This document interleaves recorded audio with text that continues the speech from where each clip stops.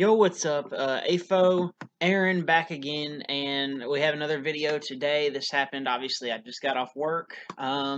Jordan's no longer on the Volunteers, according to Jeremy Pruitt. Uh, Shocked me in a way, but after he was arrested on May 30th, I'm not super surprised by that.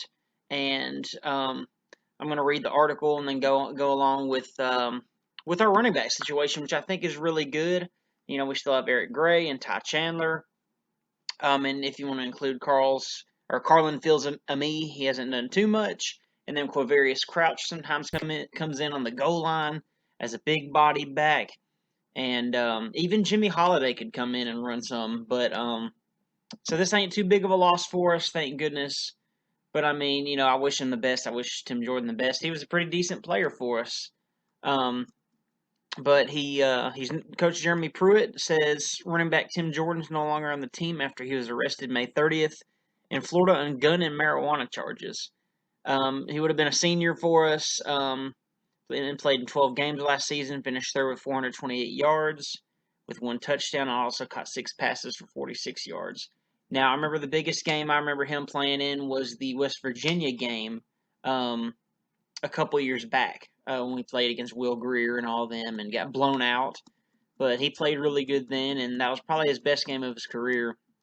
Asked about his status on the Volunteers during a video conference call Thursday. Pruitt said only he is no longer on the team. He was arrested during a traffic stop that morning in Lakeland near his hometown. Reportedly saw a vehicle speeding and swerving into the bicycle lane. He was charged with carrying a concealed firearm, possessing narcotic paraphernalia, and having 20 grams or less of cannabis. So, you know, all in all, it's sad to see. You know, he was a good backup, good role player. He was kind of the 1-2-3 punch that we had. Whoever was doing the best at the time was put in the play. And towards the beginning of the season, it was him and Ty Chandler. Eric Gray was kind of not really an afterthought, but he wasn't picking up like he was towards the end of the season. But you know, like we said, we got Eric Gray. My computer's acting slow lately. I don't know, it's old. But Eric Gray, he's going to be a sophomore. And honestly, I think he's going to be the starter after what he did the last few games of the year, especially against Vanderbilt. He ran for, I think it was 238 yards or something like that and 3 touchdowns. You know, his stats. Let's see, he had 101 attempts. Oh, son of a gun. 101 attempts for 539 yards and 4 touchdowns. And just think, this was all towards the end of the season when he really started picking it up. So he's not even reached his full potential yet. So, you know, I feel like Eric Gray is going to, you know, be the starter and he's going to pick up right where Tim Jordan left off. Now, it's a depth issue. Yes, we do have a depth issue in a way, but we still have a good 1-2 punch, I think, with Ty Chandler. You know, he's not really lived up to the expectations we had of him as a 4-star running back out of NBA in Middle Tennessee, which I'm from Middle Tennessee, so NBA, I think they won the championship his senior year or something like that. But, you know, freshman year, 305 yards. He's gotten steadily better every season, but not really lived up to the biggest potential like a lot of fans have, which is fine with me. He's getting a scholarship. He's doing what he needs to do. But, you know, he's a serviceable back, and he's a starting back if he needs to be.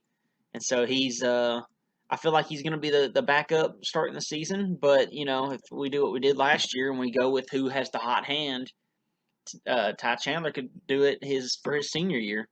And then for the 2020 recruiting class, who we got coming in, Jabari Small and T. Hodge, I wouldn't expect them to have that big of an impact, in my opinion. But just because they're incoming freshmen and there was not too much spring ball because of Corona. And, you know, I just feel like if we do have a third running back, it'll probably be Fields and me, and which might be rare. Could be Jimmy Holiday coming in for like a wildcat, trick plays, something like that. Or if it's goal line, you know, put Quavarius Crouch in at the goal line to run in a 1-yarder like he did against Indiana. I almost said Nebraska against Indiana.